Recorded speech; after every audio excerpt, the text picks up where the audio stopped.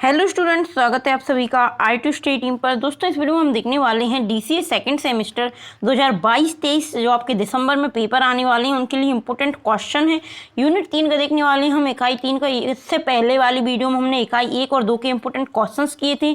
मैंने आपको total 12 question बताए थे, एक यूनिट से 6 और सेकेंड यूनिट से भी 6 क्वेश्चन देखे थे हमने। तो थर्ड यूनिट बहुत बड़ा है तो इसमें ज़्यादा क्वेश्चन होंगे। तो चलिए स्टार्ट करते हैं। अगर आपने इसकी फर्स्ट वाली वीडियो चेक नहीं की तो आप वो जाकर जरूर देख लें। पहले यूनिट 1 और 2 कंप्लीट करें, इसके बाद यूनिट 3 करेंगे।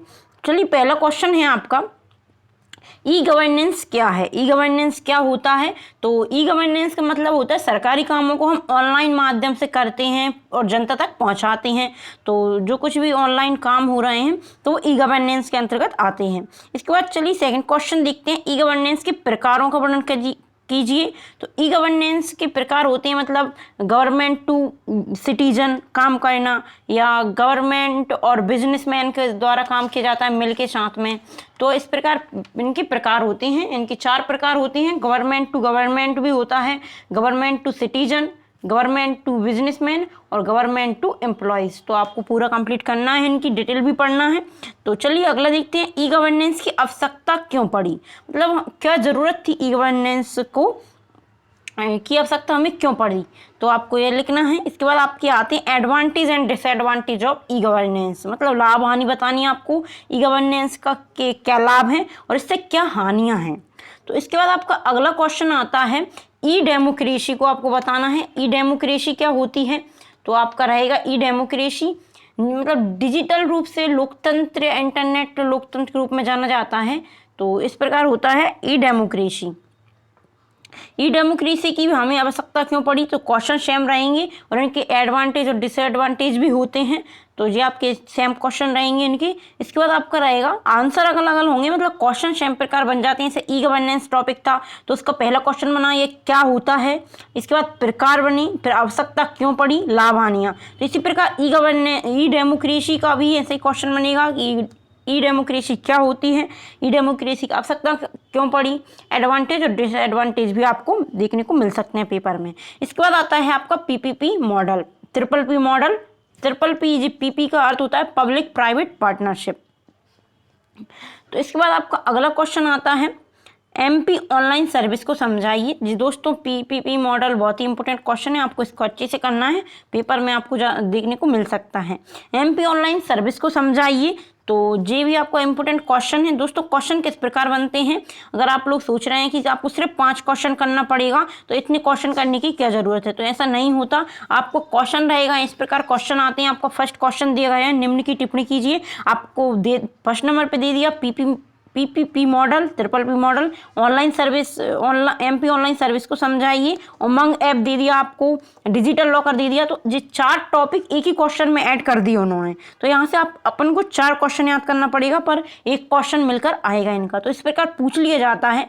तो आपको अगला क्वेश्चन देखेंगे हम, उमंग ऐप क्या है। तो उमंग ऐप की जानकारी देनी है, ये कब लॉन्च हुआ, क्यों बनाया गया, इसकी क्या ज़रूरत पड़ी, तो ये पूरा आपको इसके अंदर बताना है, एक्सप्लेन करना है। 16 नंबर का क्वेश्चन रहेगा, तो याद रखिए 3 से 4 पेज से आपको ज़्यादा ही लिखना है, कम नहीं करना। इसके बाद उमंग ऐप की मतलब क्या सेवाएं उपलब्ध हैं उमंग ऐप पर, तो आपको वो भी बताना पड़ेगा। इसके बाद आपका अगला क्वेश्चन आ जाता है, डिजिटल लॉकर आपको समझाना है, डिजिटल लॉकर क्या होता है।